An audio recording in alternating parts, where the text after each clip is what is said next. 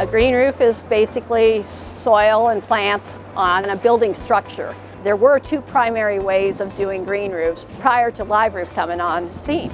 So the first one was a layered system, and then the other was more of a modular system. We have a black base that stays as part of the roof, and then the white soil elevator is pulled so that over time the soil connects.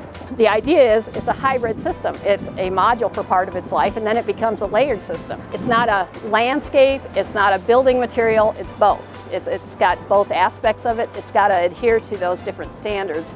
So you have the fire resistance you have to look at. You have to look at wind uplift. You have to look at the fact that the environment on a roof is hotter than normal.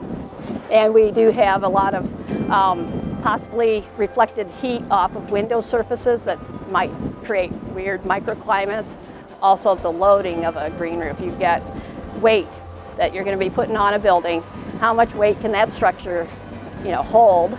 Then that in turn will determine how much soil depth we can work with, and then that in turn determines what plant material we can work with. So you can't just stick any old plant on a roof and expect good results. Anywhere from 11 to 26 varieties of sedums will go into a ground cover mix.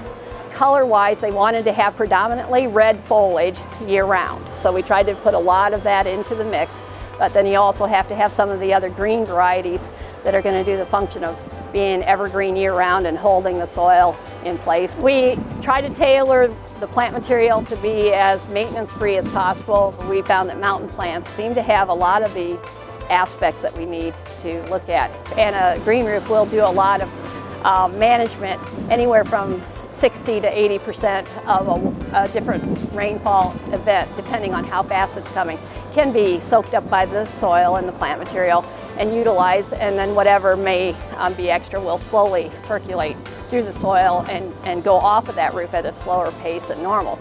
It makes more sense to try and manage what's coming off of the roof on the roof. You may find that the climate in a city is hotter than the rural area around, and because of all those hard surfaces and the radiating heat.